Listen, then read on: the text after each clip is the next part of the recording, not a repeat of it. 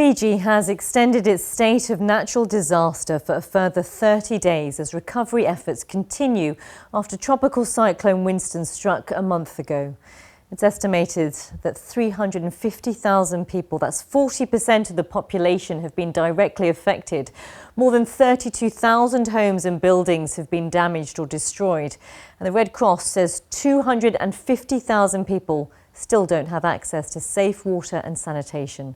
Cyclone Winston swept through the Fijian archipelago, and among the most damaged areas were the remote islands of Koro and Makongai, which suffered a direct hit from the most intense storm ever recorded, making landfall in the southern hemisphere. Well, for more on this, I was joined a short time ago from California by Joe Sorrentino, who has been delivering emergency aid on behalf of Shelterbox. We've been focusing our efforts in the Loma Viti group, so that is right in the wake of the disaster. And as you said, we've been really focusing on a lot of small islands. Koro had about just over 3,500 people on it, Makongai 78, and a few other islands in the area. And really what we've seen is total devastation in the wake of this disaster. We're talking about islands that have no leaves left on any of the trees, and the majority, if not all, of the buildings taken down to the ground, right down to the floor. What do you think will happen, Joe, now that the fact that the authorities there have decided to extend the state of a natural disaster? What kind of impact does that have on relief efforts?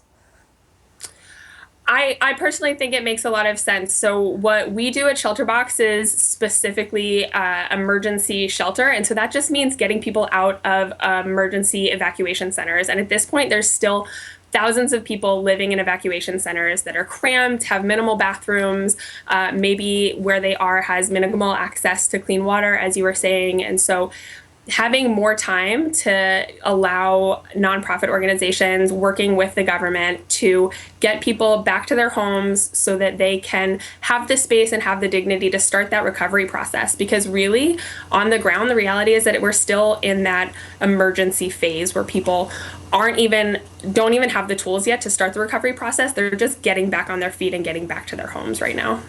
How have they told you about how they're feeling? So the people of Fiji are incredibly resilient. You know, the very first village that we got to is an island called Makongai. 78 people live there. When we arrived, there were only 4 buildings left standing, and people were sharing the space. The very first things that they'd done is create an emergency shade structure so that women could create communal meals for the whole family. Obviously, you see people kind of go through a moment of shock and daze, but the people are incredibly resilient. They've been positive, and they've just gotten back to work and started that process of cleaning up and looking towards rebuilding. Joe Sorrentino there.